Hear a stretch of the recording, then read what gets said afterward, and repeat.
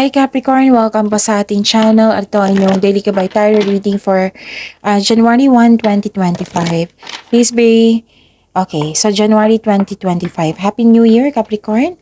Please be reminded kung naka-resonate kayo, comment down. Kung hindi kayo naka-resonate, ibigay niyo po sa iba kasi channel reading po ito.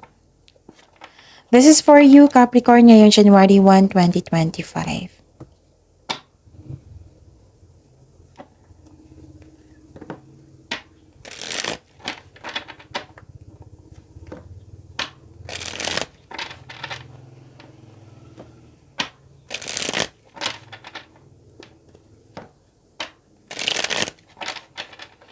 Para po ito sa inyo Capricorn ngayong January 1, 2025.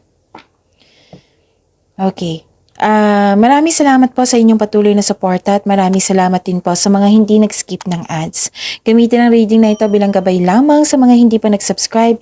Subscribe na po kayo at click bell notification para malaman nyo na may bago tayong video. Para sa mga gusto magpa-reading po, may lumabas dyan sa screen nyo ngayon. Panoorin nyo po sundin ng instruction. Calling the attention sa mga suki ko dito na Capricorn, open na po inyong monthly gabay tarot reading for January 2025. May 6 months from now reading tayo at love life reading po. So message me Capricorn for schedule. Maraming salamat po. Spirits Guide, mga ganap po para kay Capricorn ngayong January 1, 2025. I need 3 cards po.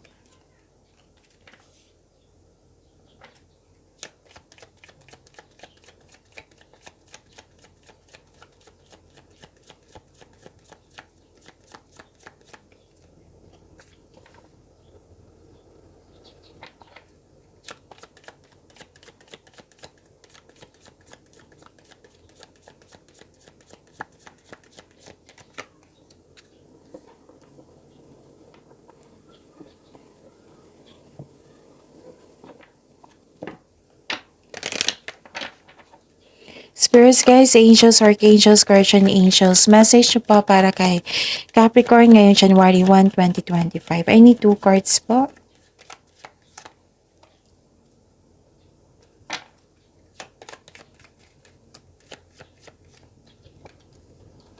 Okay. Capricorn, ngayong January 1, 2025, may dumating na bisita na nagbigay ng news or information sa iyo. Oo, na bibigyan mo ng agarang action or reaction. Pwede din sinabihan ka nito or tinawagan ka nito or nag-message siya sa iyo. Mag-ingat kayo ha kasi may sinungaling dito, naguguluhan ka sa isang tao. Pwedeng temptation din ito, pwedeng tuso or mandaraya. And nakita ko dito yung new beginning. Okay, new beginning, may concern kayo sa immature na tao, may humihingi ng attention sa iyo dito na isang bata or mga bata or ito yung inner child mo. Tapos pwede din na hired kayo kahit wala kayong experience. Pwede din kakapasok mo lang sa isang relasyon or connection sa isang tao. So sabi po ni Archangel Gabriel dito, make time to write down your thoughts in a journal or pen an article or book. And sabi po ni Archangel Gabriel, notice your recurring physical and emotional feelings as they signify divine guidance. Spirits Guide, ano po yung energy ni Capricorn ngayong January 1, 2025?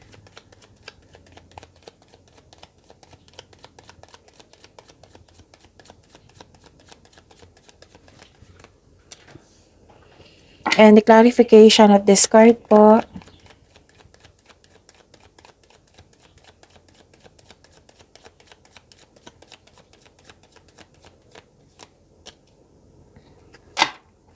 Sa mga may oras dyan, kung gusto nyo po, panoorin nyo po ang inyong 2025 tarot reading. Buong taon po iyon, from January to December 2025. That is 12 months po, bawat buwan may love at career and money reading. Hanapin nyo po sa channel natin at scroll down nyo lang po. Meron din po kayong 3 video, monthly reading for January 2025. Again, visit our channel at scroll down nyo lang po, panoorin nyo po kung gusto nyo po. Kung may narinig kayo or may nakita kayong repeating message, meaning to say pinupush ng cards nyo yan kasi ang ilan sa inyo hindi pa binigyan ng atensyon. Na kung maaari po, bigyan nyo po ng solusyon at aksyon. Remember, Capricorn, at the end of the day, alam mo na ikaw lang taong may kakayahan at responsable na gumawa ng sarili mong katotohanan at kinabukasan. So ano yung energy mo ngayon, Capricorn? Nagkaroon dito ng hindi pagkakasundo. Pwedeng naalala nyo rin ito. Pwedeng mangyayari or naalala nyo po ito. Nakikita ko dito yung hindi pagkakasundo or nagkaroon ng delay. So, mayroong disconnection sa isang tao. So, kailangan ng mahabang pasensya dito at listen to your heart to get back on track. May hope and healing po. Yes, may hope and healing ako nakikita dito. And personal growth. Okay, so may pag-asa kang madama, maging positibo at gumawa ng paraan. So this card offers hope and guidance. Kung nahirapan ka ngayon, have faith that your luck is about to change for the better. Maaari ring inspired ka to create beauty and style in your home. So all your dreams are coming true. You are healing from the past and feeling hopeful for your future. Spirit's Guide, Career and Money po ni Capricorn ngayong January 1, 2025.